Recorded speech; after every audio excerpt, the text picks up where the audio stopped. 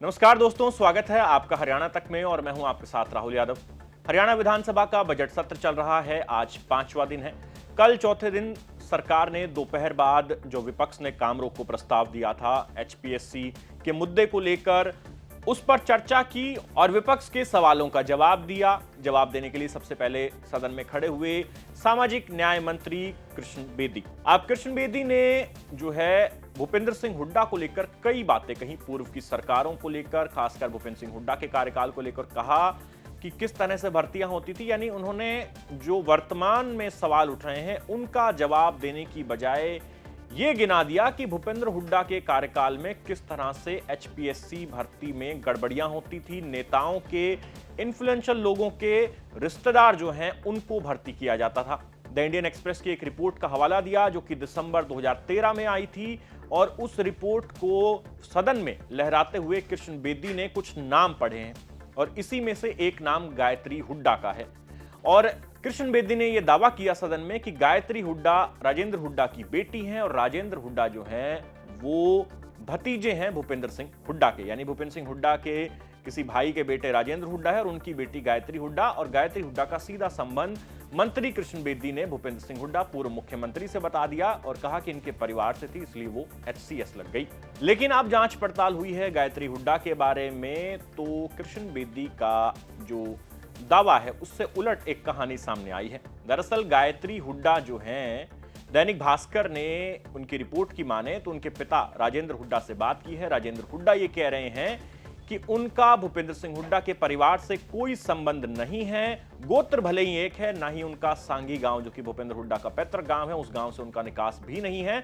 लिहाजा गायत्री हुड्डा को भूपेंद्र सिंह हुड्डा से जोड़ना सरासर फैक्चुअली इनकरेक्ट है, गलत है। जिस समय कृष्ण बेदी ने सदन में खड़े होकर यह आरोप लगाया तो पूर्व मुख्यमंत्री भूपेंद्र सिंह हुड्डा ने भी खड़े होकर यह चैलेंज किया था कि हम 5 भाई हैं और एक का भी बेटा राजेंद्र नाम का नहीं है। मैं चैलेंज करता हूं, यदि है तो साबित करो और मेरे ऊपर मुकदमा करो। लेकिन मंत्री कृष्ण बेदी अपनी बात बोलते गए और अब जो गायत्री हुड्डा का पूरा प्रोफाइल सामने आया है उसमें प्रोफाइल में यह है कि गायत्री हुड्डा जो हैं वो राई स्कूल में पढ़ी, जो sports school Motilal Nehru sports school राई सोनीपत में है।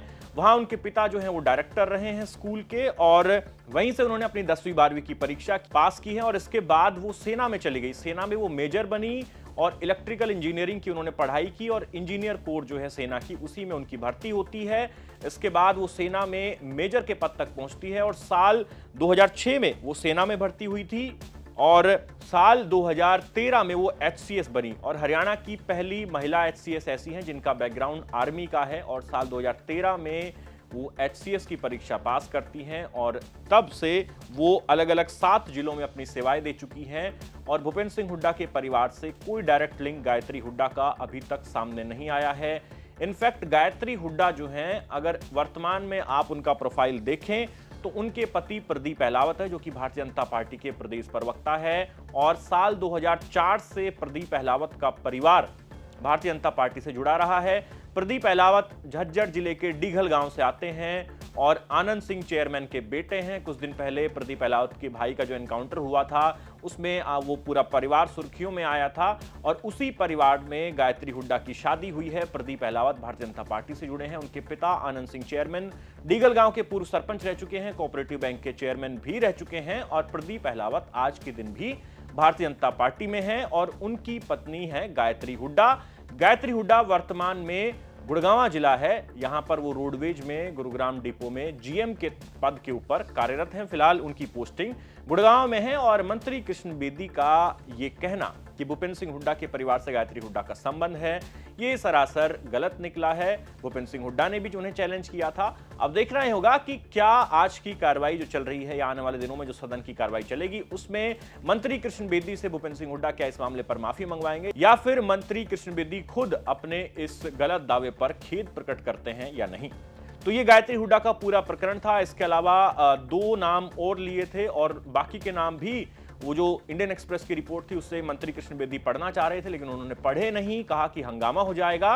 और एचपीएससी के पूरे मुद्दे को लेकर जो स्टूडेंट प्रोटेस्ट कर रहे थे, 35% क्राइटेरिया जो लगाया गया है उसके खिलाफ और ये कह रहे थे कि बाहर के बच्चों को नौकरियां दी जा रही है, जानबूझकर सीटें खाली रखी जा रही है। एचपीएससी के जो अध्यक्ष हैं आलोक वर्मा, उनके खिलाफ भी सदन में खूब विपक्ष ने सवाल दागे, लेकिन सरकार ने इन चीजों को सीधा एड्रेस करने की बजाय ये गिना दिया कि देखिए कांग्रेस के राज में क्या होता था, भूपेंद्र सिंह हुड्डा के राज में क्या होता था। यानी वो अपनी जो खामियां विपक्ष गिना रहा है सरकार की, और या फिर जो बच्चे प्रोटेस्ट कर रहे हैं वो गिना रहे हैं, उसका जवाब देने की बजाय वो भूपेंद्र सिंह हुड्डा के कार्यकाल में कहा कि देखिए ये गड़बड़ियां हुई थी, इतने भर्तियां जो है वो कोर्ट में फंसी, कोर्ट से कई भर्तियां रद्द हुई, और सदन में खड़े होकर कई उदाहरण दिए गए कि कैसे वोट के बदले नौकरियां देने का प्रॉमिस जो है चुनाव से पहले कैंडिडेट कांग्रेस पार्टी के कर रहे थे। यानी कांग्रेस को उल्टा घेर लिया गया और भारतीय जनता पार्टी के नेताओं ने सीधा सपाट जवाब जो है वर्तमान स्थिति को लेकर नहीं दिया। आलोक वर्मा को भी डिफेंड किया गया